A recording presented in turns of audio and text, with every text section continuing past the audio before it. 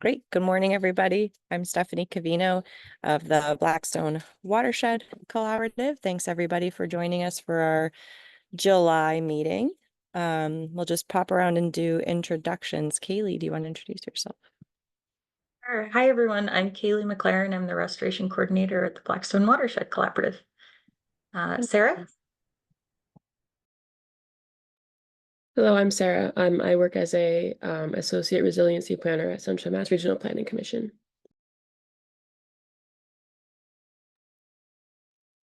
How about Adam? Adam Menard, I'm the Town Planner for Auburn. Thanks. Judy? Good morning, everybody. I'm the Non-Point Source Outreach Coordinator with the Non-Point Source Management section in the Watershed Planning Program at Mass DEP. Thanks. Leo? Hi, I'm Conservation Commission at Town of Rentham. Thanks. Dan? I'm Dan Giza. I'm a Tatnick Brook Watershed volunteer and also a senior consultant with Verdantis here in Worcester area. Thanks, Dan. Peter?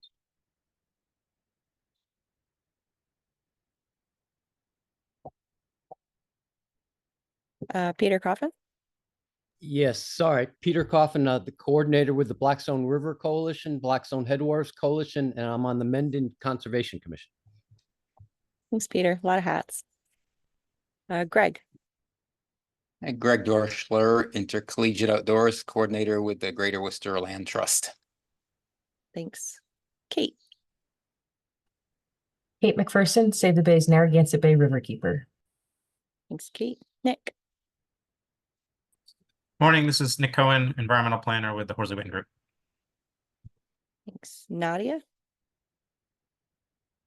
Sure, Nadia Madden. I'm a floodplain specialist at the Flood Hazard Management Program at Mass DCR. Thanks. Zach? Good morning. I'm an intern with Mass DEP's Watershed Planning Program in the NPS section. Welcome, Zach. I hope you're enjoying your internship. Elizabeth? Hi, I'm Beth Bone, and I'm at Clark University, and I'm in the biology department and environmental science departments.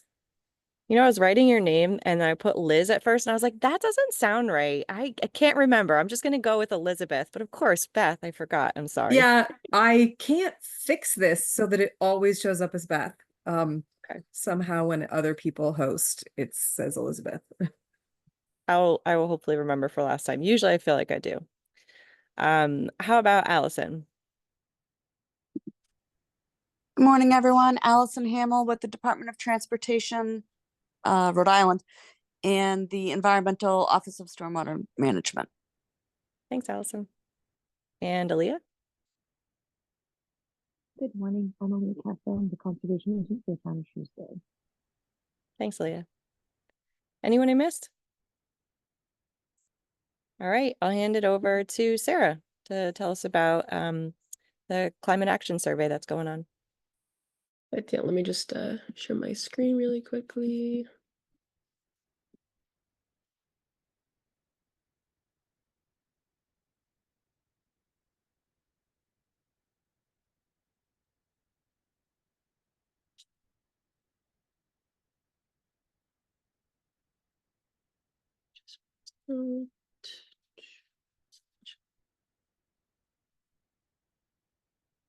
All right, is everybody able to see my screen all right? Okay, great. So good morning, everybody. Thank you so much to Stephanie for inviting me to speak at this month's meeting. So today I'll be talking about our comprehensive climate action plan for the Greater Worcester region, and also just plug like the community survey that we're starting to circulate. So I don't expect to be talking more than 10 minutes today, but here's the agenda of like the topics that I'll be touching on. So first I'll provide just some context for the project, and I'll talk about the priority climate action plan that we submitted this past March, and delve into some of the new requirements that the comprehensive plan will be including. And then I'll discuss the planning process a bit more, the timeline, and then everybody can ask questions at the end as well. So for the project team, so I work at the Central Mass Regional Planning Commission. We are one of 13 regional planning agencies across the state that works with towns and cities to deal with issues and needs that cross city, town, counties, and state boundaries through communication, policymaking, planning, coordination, and technical assistance. So because of the size of this project, we have about like 9 people working on the project at CMRPC, including planners from transportation, resiliency, and regional collaboration. So next, I'll just do a little overview of the grant that we did receive. So we received a climate pollution reduction grant from the US EPA program that's funded through the Inflation Reduction Act, or the IRA. So the aim with this grant is to develop regional short and long-term climate plans to reduce greenhouse gas emissions and climate pollution. So I think it was $5 million that were allocated to the EPA through the Inflation Reduction Act for this program. And of the $250 million that was allocated for planning grants, $1 million were provided to each of the 67 most populous metro areas. So our region, we're part of the Worcester, Massachusetts, Eastern Connecticut MSA.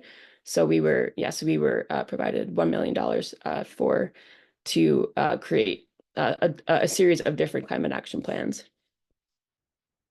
So this slide shows the boundary of our project area. So not only are we planning for our 40 CMRPC towns and cities, we're also working on this regional effort with the Massachusetts Regional Planning Commission in the North Worcester County, and then also the Northeastern Connecticut Council of Governments. So these other regional entities are primarily helping with community outreach within their respective regions, and we will also continue to work with them to build the comprehensive action plan measures as well. So just a brief overview of the work plan. So it's a 4-year planning grant. So we spent the first year creating the priority climate action plan, which was submitted to the EPA and published in March of 2024. And we are currently on the second circled bullet now, which is the creation of the comprehensive climate action plan, which is due next summer in 2025. And then the status report is due to the EPA in fall of 2027. So next, I'll briefly talk about some of the requirements for each type of plan. So the priority climate action plan, we identified near-term action items to prepare for implementation. So we were focusing on sector-specific sources so we're trying to kind of build on some of our town's previous climate action planning efforts. So we included our greenhouse gas inventory, working with Weston and Sampson to look at sources of greenhouse gas emissions across the region. We also had our first set of quantified greenhouse gas reduction measures. We also created a LIDAC benefits analysis, which is focused on benefits for low-income and disadvantaged communities across the region, and then also a review of authority to implement. And for each measure, we factored in community support, cost to implement greenhouse reduction, potentials, benefits for low-income disadvantaged communities. And then we also we looked at the inventory to see where most of the emissions were coming from to kind of build that priority plan. And then so basically where the emissions are coming from, so based on our first inventory, basically most of our emissions are coming from transportation, stationary energy, electricity, with the 4 largest subsectors consisting of Massachusetts passenger vehicles, all Connecticut vehicles, commercial industrial buildings, and manufacturing industries and residential buildings. So then for the comprehensive climate action plan requirements, we're looking at near-term and long-term projections of greenhouse gas emissions. We'll be including projections of greenhouse gas emissions and sinks in the absence of planned measures. So like the business as usual scenario projection, and then a projection of greenhouse gas emissions under a scenario where the plan is fully implemented.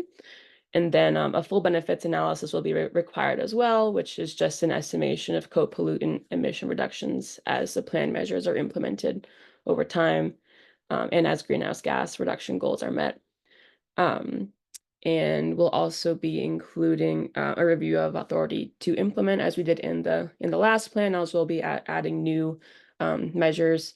We'll be including greenhouse gas reduction targets, a federal funding section to help implement our measures, and we'll also be adding in a workforce planning analysis and updating the inventory that we started to complete in the for the priority plan. So for the planning process, so CMRPC, we're leading the process in the grant administration. We're working closely with Northern Worcester County and Windham County, Connecticut regional entities to conduct some of the community engagement, as I had mentioned before. Weston and Sampson is our greenhouse gas data or greenhouse gas emissions data analyst. So they'll be they're going to be updating most of the inventory and helping us to create greenhouse gas emission projections, and then quantifying greenhouse gas reduction measures as we talk to experts and as we talk to members of the community to see what would work for our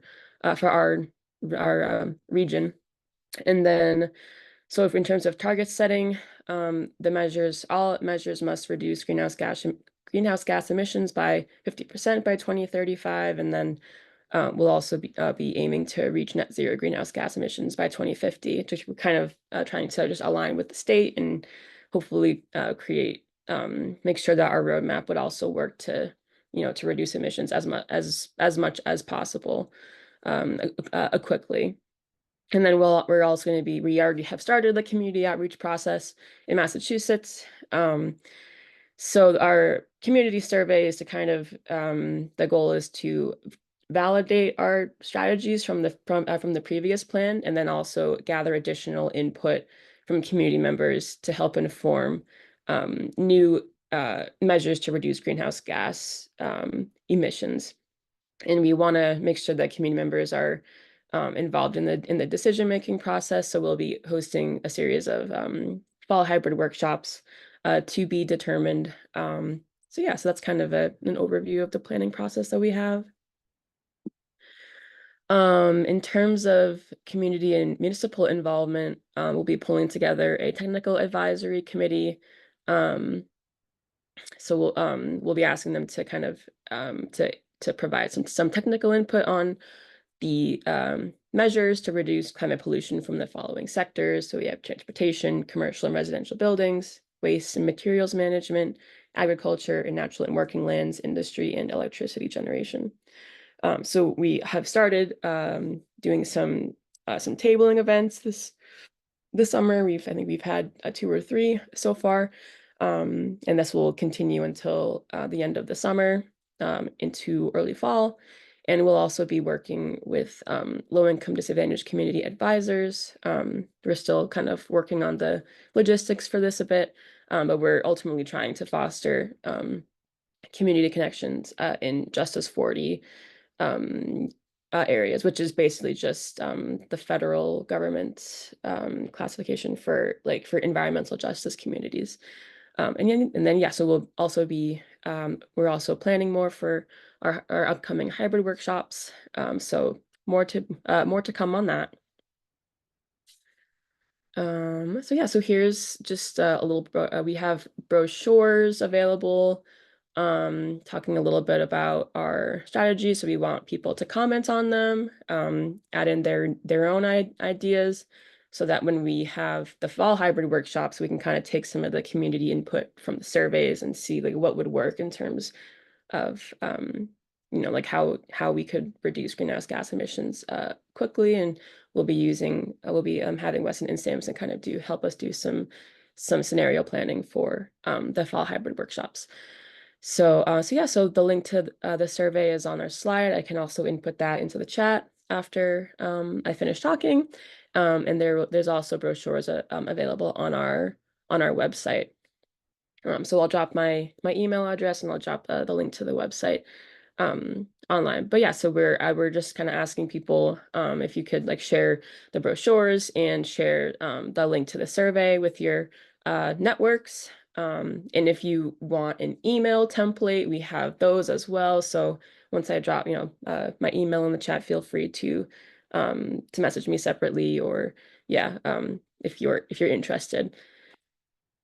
And so in terms of the timeline, so yeah, we're in the circled part of this. So the Comprehensive Climate Action Plan survey closes in early September. Hybrid workshops to be determined in the fall. The deadline for submitting this updated report is in summer of 2025. Status report is due summer 2027. If you have any other questions, feel free to contact me at my email on the slide, and I'll also add that into the chat. And feel free to sign up for our email list on our website, cmrpc-cperg.com, to stay updated. And I think that's all. Thank you. Thanks, Sarah. I know we usually, the collaborative often focuses on the adaptation side of climate change, but we know that a lot of our partners are also working on mitigation, which is extremely important. So it's nice to sometimes pop into that world. So thanks. Any questions for Sarah?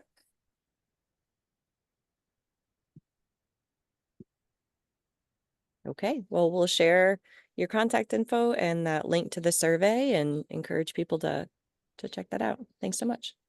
Thank you. So next on our agenda, we have our updates. So for Bikeway Greenway, we never have anything really exciting, but I did want to mention that we have an event coming up next Thursday, the 26th. So it's about what you want to see along mostly the lower Blackstone River. So think about the Rhode Island side. There's a lot of redevelopment going on. There's a lot of new investment going on, particularly in Pawtucket. So there's an RFP out right now around redevelopment in Pawtucket. I can share that with you. And that's really going to modify what downtown Pawtucket looks like. And they have about, I think, 6 or 7 parcels along the river and quite a bit of ways that are all being open for redevelopment proposals at the moment.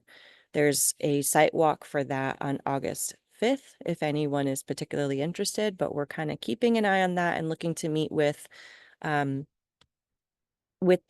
city and the state of DEM to make sure that the area that would have an easement for fish passage is retained, because it's not mentioned within the RFP right now.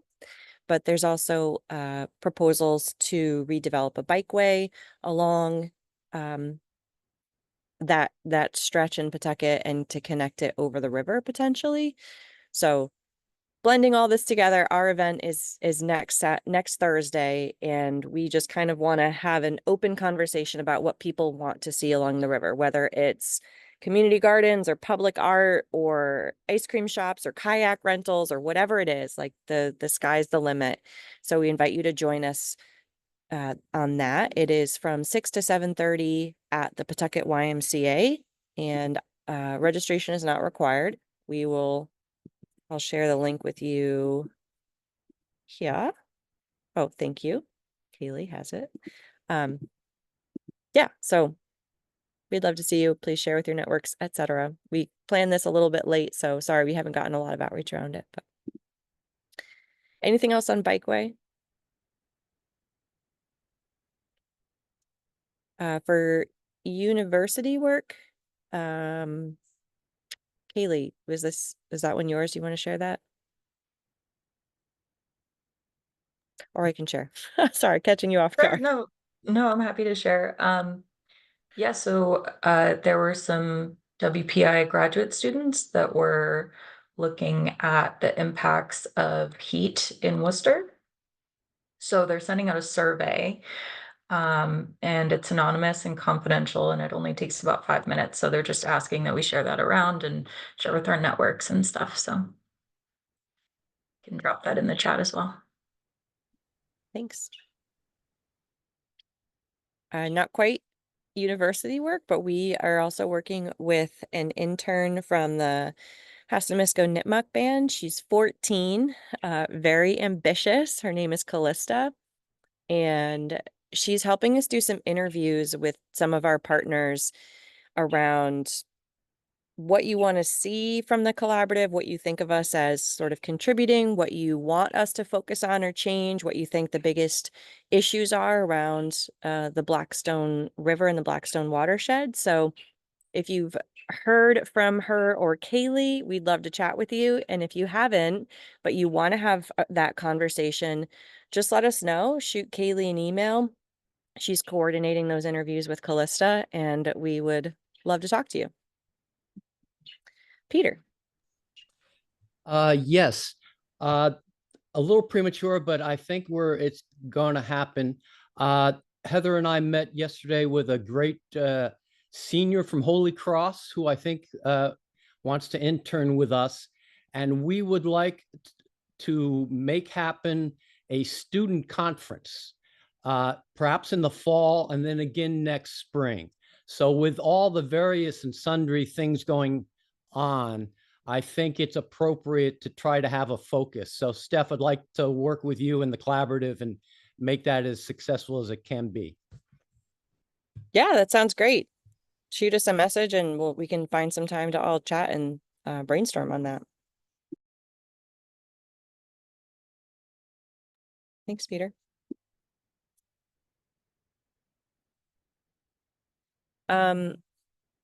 Anything else on university work?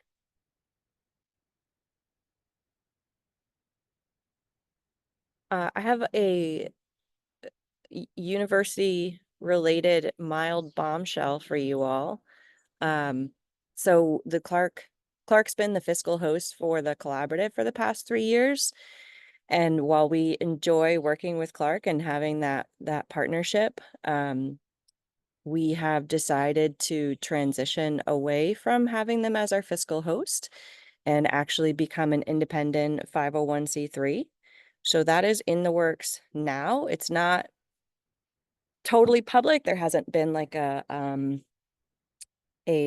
press release out about it or anything. But we have an employee identification number, we have our DUNS, we have our insurance, we are well on our way. We're waiting for the IRS basically to grant our tax exempt status. But by this time next month, it's possible we are transitioned at that point. If not, it'll be the next meeting when you see us that we are independent. So that brings some changes of our Zoom meeting link will change, our emails will change. That sort of infrastructure that you're used to will be a little bit different, but nothing else about the collaborative will change. Our mission is the same. We'll continue working with everybody. We'll continue our funding sources. But we're very excited about this. It allows us to be a little bit more independent, and especially of our finances. So that's happening, which is exciting. We will, Clark is very supportive of this, and we will maintain really great relationships with them. So feel free to still bug us if you don't have a contact at Clark. Well, I'm sure we can get you in touch with somebody.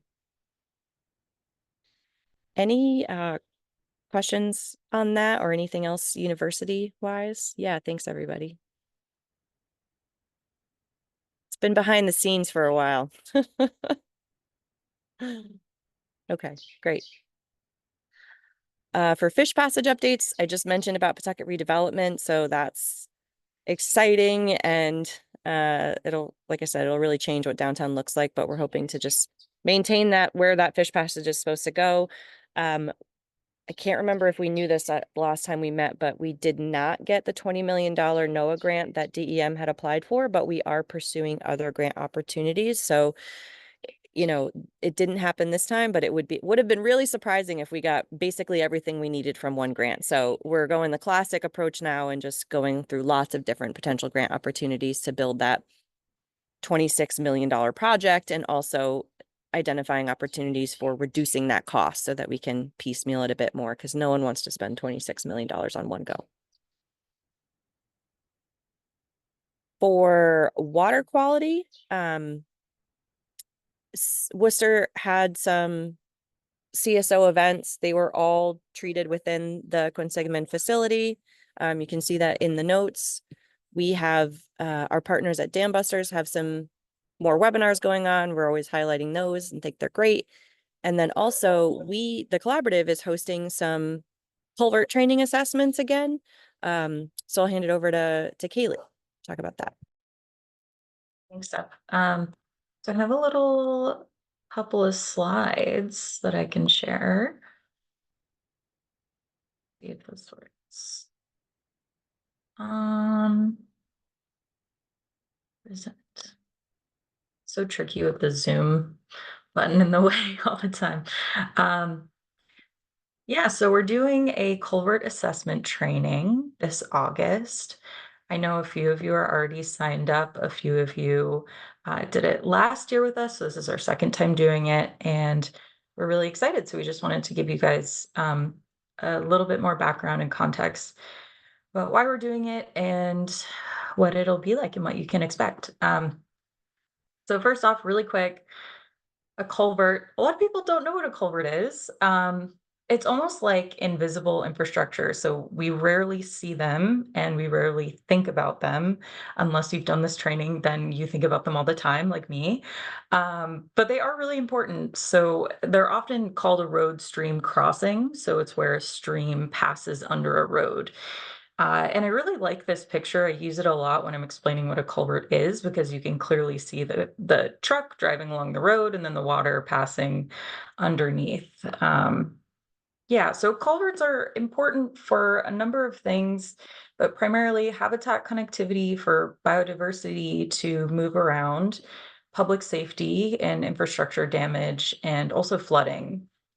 So we know that we can expect more frequent and intense rainstorms because of climate change in the future. And also, so that higher rainfall can tax undersized culverts that are too small and cause infrastructure damage and flooding and safety issues.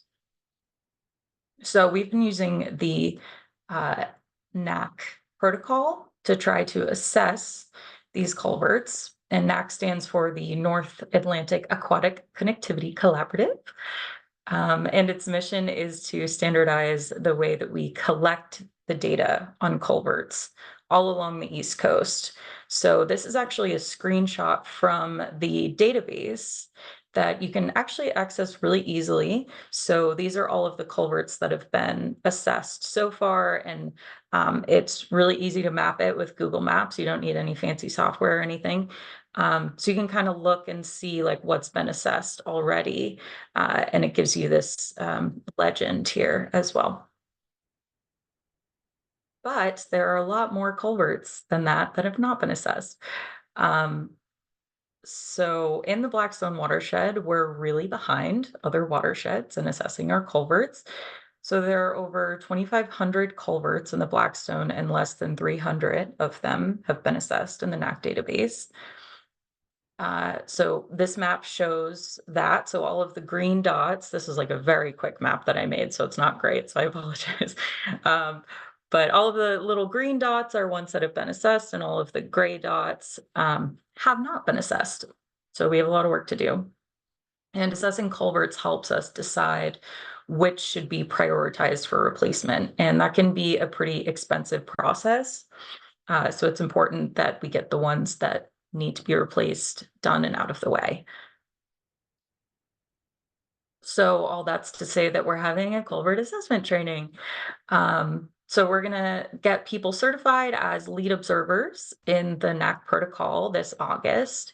And being a lead observer means that you can independently assess culverts in our region and contribute to that database that I showed you earlier. And our training requires watching a 1.5 hour webinar. Then you go in the field with me for 3 full days in person, which is a lot of fun. That's the fun part. And then you take an online quiz. And this will happen in Sutton and Douglas, Mass. So it's the mid-reach of our watershed. It's in the Mumford subwatershed. It's where we've been focusing a lot of our restoration and our culvert work right now. So like I said, it's our 2nd year doing it and it's a lot of fun. So we really hope to see some of you there. And I'll make sure to drop some links in the chat so you can learn more. And I'll also put the registration link as well so you can sign up. And then one more thing. So I'll also add that we just got wind that there is a National Culvert Removal Replacement and Restoration Grant Program, NOFO, Notice of Funding Opportunity, that's out now. So the deadline for that is August 25th. So I will throw a link in the chat to that as well. So thank you. Yeah, thanks, Kaylee.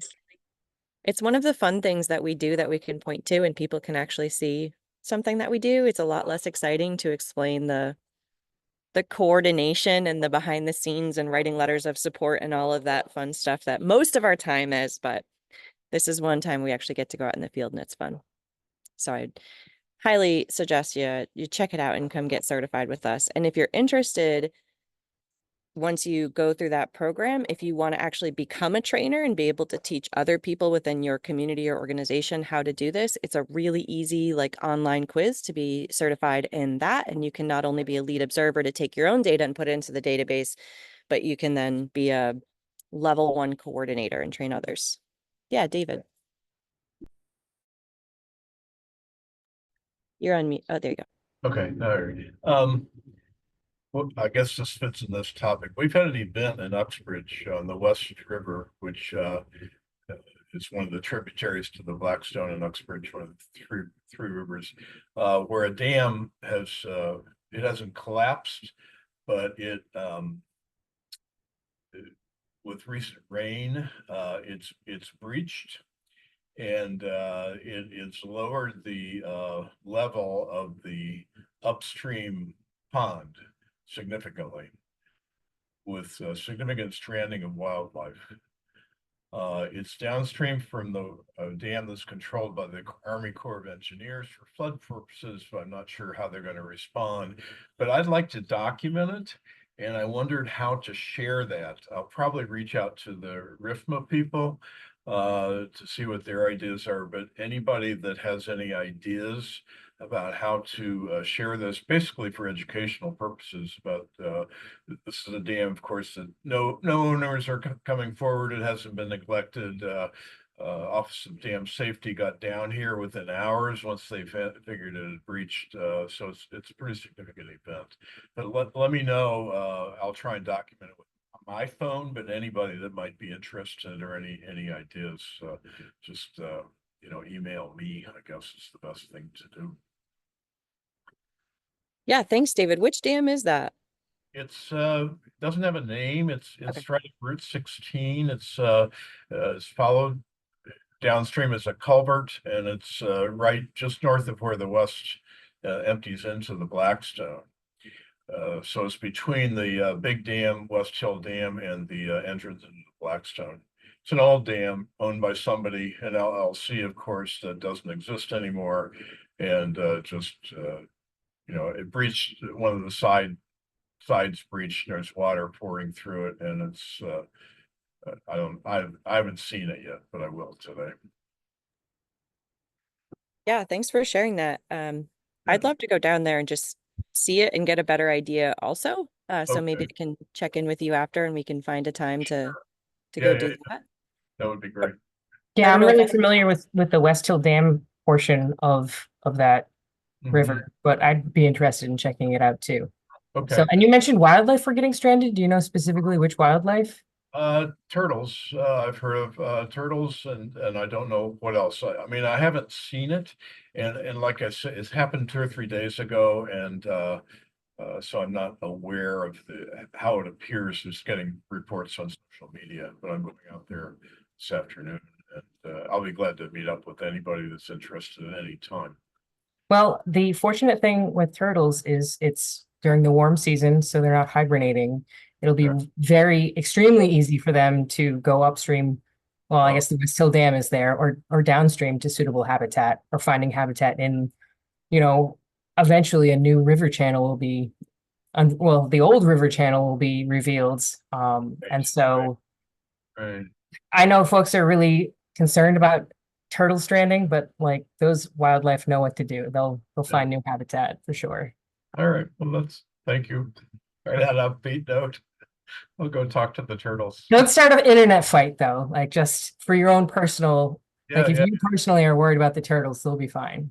Okay. Okay. Thanks. Does anyone else have other thoughts for David on who to share that with?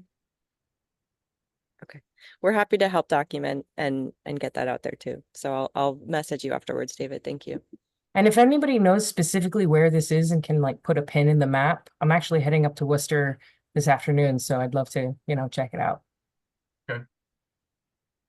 So you want me to send you the exact location, or That'd be awesome. Okay. Right. Okay. I'll do it. David? Yeah, go ahead, Peter. If it's the big one on Route 16, that's Walk and Tuck. And there's two dams. There's a control dam, and then there's another one. That is a significant dam. If it's, it is. Yeah, it'll be interesting. I'll check it out myself. yeah. Okay, it's just north of Route 16, where it passes under Route 16. Right. The old mill, Walk and Tuck, used to stretch across on the south side, and the dam is north of that. Yep. That's correct. That's that dam. That's correct. That's where it is. Yeah.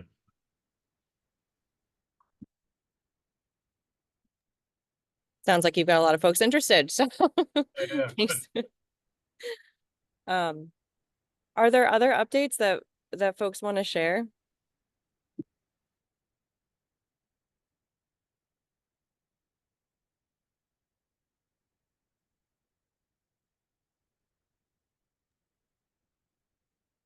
We can share one or two more things also from the collaborative. So what we've been working on, we just submitted yesterday a grant through DEM, the Rhode Island Department of Environmental Management, to NIFWIF, all the acronyms, the National Fish and Wildlife Federation. So it's a combination of both federal money and private money from corporations that they put together into this open request for proposals, and it's divided into different categories. So we applied for a planning grant. It's only open to tribes and states. And so we weren't eligible to apply ourselves, but luckily DEM was our applicant and took us just a really tiny piece of the money for administrative costs. But it was about a $1.1 million grant proposal that we submitted. And we're looking to use that funding to do 3 different things. We'll hear back probably in the fall if we get this or not, but part of it would be to perform an H&H, a hydraulic and hydrologic, yeah, I think I said that right, study. So looking at the flow of the river, and in particular, how it flows around and over these 19 dams that we have, as well as how the canal intersects with the river and how that flows. So a lot of our communities are managing that canal level through like boards that they're putting in and out to the best of their ability. And there's not necessarily an active management plan or best management practices on how to do that. So we want to understand our hydrology better to be able to have better river management to react for floods and droughts and other conditions. The second thing is around dams in particular. So if we can understand some of that, we want to be able to think about what dams could potentially be removed or modified along the Blackstone River, as well as within our watershed as a whole, to improve things like connectivity, resilience, ecological habitat, flood resilience for communities, et cetera. And we want to have a series of recommendations around dam removal and ecological restoration projects. So those also might include things like riparian habitat restoration, floodplain habitat restoration, how to have additional plantings to remove undercut banks, et cetera, or armoring is needed. And then the third part is around access. So where do we need more access, and identify specific parcels for creating new portages, for improving portages, improving existing access, and formalizing that or purchasing lands to create new opportunities for access and parks. So we want to be able to put all of those things together, river management, dam and restoration and access, into one really big comprehensive plan that's very publicly accessible and pretty, that people will hopefully use, that we can bring to all of our outreach events, that we can put on our website. And that will be our hopefully our shared vision plan for this restoration and access along the river and to guide implementation in the future. So it's hard right now to like pull off these sort of little projects here and there and dive into them as we can. But hopefully with a lot of public support over a 3-year project, we'll be able to really create something that we can all agree on and identify some of those top priorities to work together on implementation. So fingers crossed on that one. We'll keep you posted. We also, what was I'm blanking on, I feel like there was another grant that we applied to that I'm blanking on right now. Maybe not. That one has been a lot of our time. So we're really glad that one's done. Any, any other updates that other folks wanted to share? Okay. So I'm thinking that we've always had these meetings from 10 to 12. And the past few meetings, we've been really short in about an hour. Would folks want to see these as shorter meetings from 10 to 11, 11 to 12, some other time that works for you? I know sometimes we go long, but I want to be able to be efficient with your time. I mean, shorter is better. Like, there's no need to, unless we have like something we're really chewing on, and then maybe we could schedule a special long meeting for that.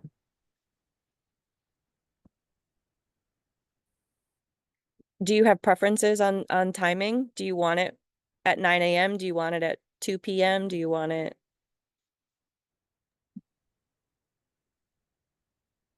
Ten a.m. has worked well for me. 10 to 11 would be fine. Yeah, morning is good. Okay.